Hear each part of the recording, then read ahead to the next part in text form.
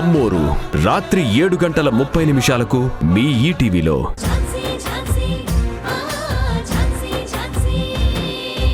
Madam congrats. Thank you. మీరు ఈ case గెలిచి నన్ను కూడా గెలిపించారు. మా హాస్పిటల్కి బ్యాడ్ నేమ్ రాకుండా కాపాడారు.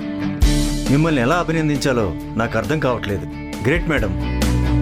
నాకిప్పుడు ప్రశాంతంగా ఉంది. మా మేడం కేసు టేకప్ చేశాక గెలవకుండా ఉంటారా? ఇక్కడుంది Mrinalini madam, the great leading lawyer. ఓటమిని అంత ఈజీగా ఒప్పుకోరు.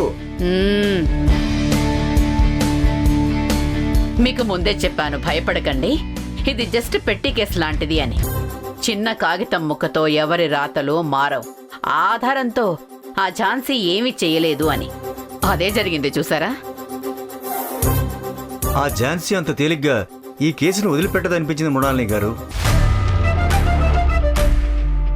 తీగ పట్టుకుని డొంకలాగినట్టు చిన్న కాగితంతో మా హాస్పిటల్ చరిత్ర ముగిసిపోతుందేమో, ఇన్నేళ్లు నేను నిర్మించుకున్న సామ్రాజ్యం కూలిపోతుందేమో అని భయమేసింది. మీరు ఆ లాయర్ ఝాన్సీ గారిని చూసి అనవసరంగా భయపడుతున్నారు. అలాంటి వాళ్ళు వీధికొకరు పుట్టగొడుగుల్లా పుట్టుకొస్తారు.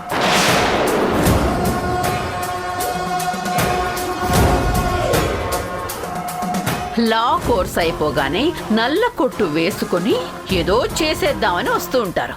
కానీ ఏమి చేయలేక చెట్టు కింద ప్లీడర్లా మిగిలిపోతారు. అలాంటి వాళ్ళు కూడా మనం భయపడినంత కాలం భయపెడుతూనే ఉంటారు.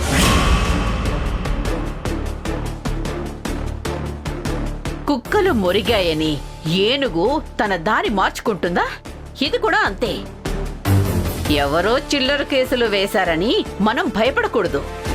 మన పని మనం చేసుకోవాలి.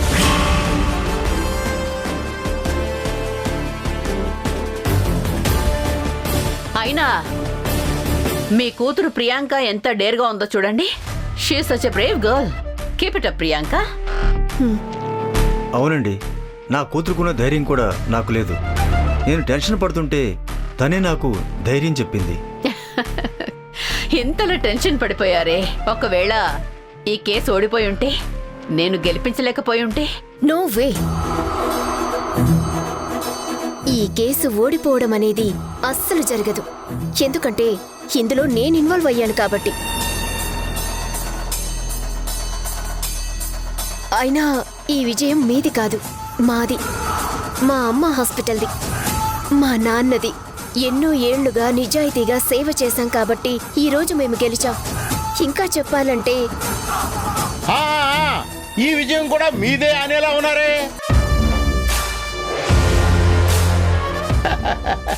ఏమండి, ఈ కేసులో ఈ విజయంలో కీలక పాత్ర కాకపోయినా కాస్తో కోస్తో ముఖ్యమైన పాత్ర పోషించాను.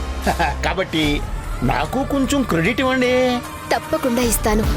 నేనొకరి కష్టాన్ని, ఒకరి శ్రమని దోచుకునే రకం కాదు.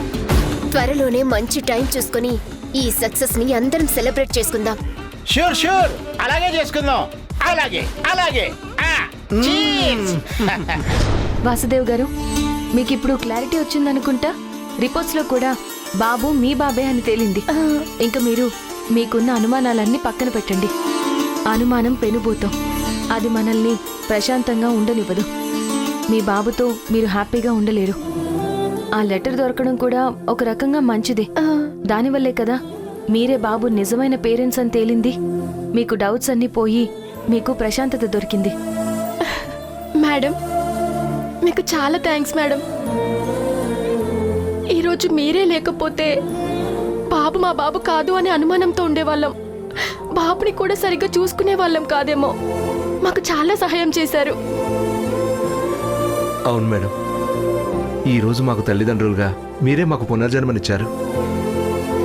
నా డౌట్ క్లియర్ చేసింది కాక బాబు భవిష్యత్తు కూడా బాట వేశారు. ఇక వాడికి ఏ లోటు రాకుండా చూసుకుంటాం మేడం. మా బిడ్డను మాకు మళ్ళీ మా దగ్గర చేశారు. Thanks madam. అయ్యో, నాదే ఉందండి. నేను చేయగలిగింది చేశానంతే. అంతా ఇదిగో వీడి అదృష్టం. అందుకే వాళ్ళ తల్లిదండ్రులకి దగ్గరయ్యాడు. మేడం, బాబుని హ్యాండ్ ఓవర్ చేయడానికి ఫార్మాలిటీస్ పేపర్స్ మీద సైన్ చేయాలి.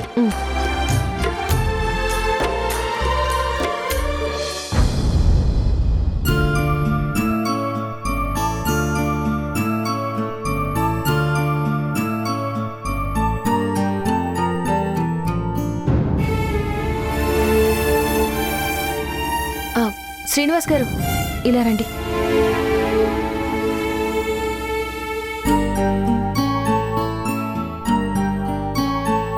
శ్రీనివాస్ గారు బాధపడుతున్నారా? నాకు తెలుసు లోపల మీరు ఎంత కుమిలిపోతున్నారో. ఆ లెటర్ వల్ల బాబు మీ బాబేమో అని ఆశపడ్డారు, కానీ కాదని తేలింది కదా. మీరు ధైర్యంగా ఉండండి.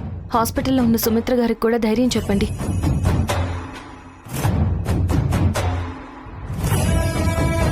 ఆ దేవుడు మన జీవితంలో ఎవరెవరు ఉండాలి అని ముందే రాసిపెట్టుంటాడు. ఉండాల్సిన వాళ్ళు ఎన్నటికైనా మనతోనే ఉంటారు. ఉండకూడని వాళ్ళు ఎంత ప్రయత్నం చేసినా ఉండలేరు. అది విధి.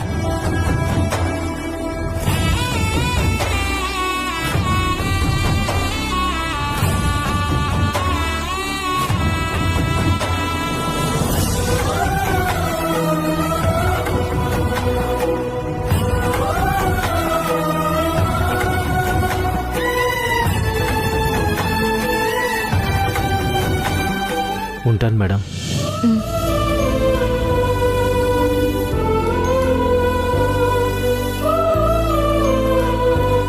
ఇవ్వండి.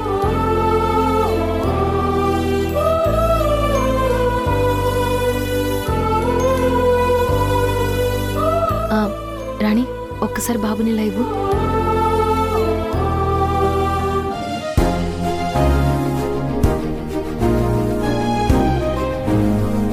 ఇక ఈ బాబు మీ బాబు అయినట్టే. బాగా చూసుకోండి.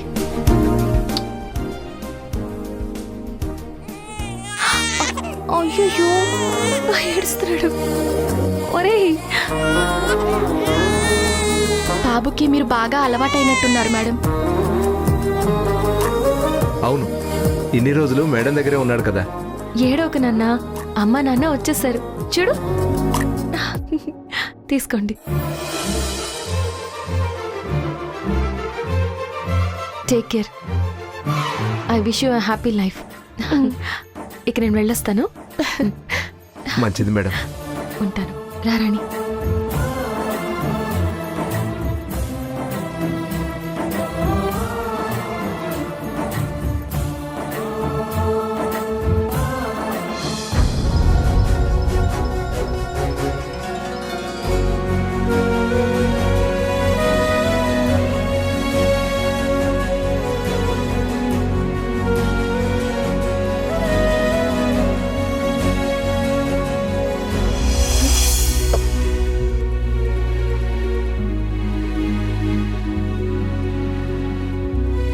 ఝాన్సీ,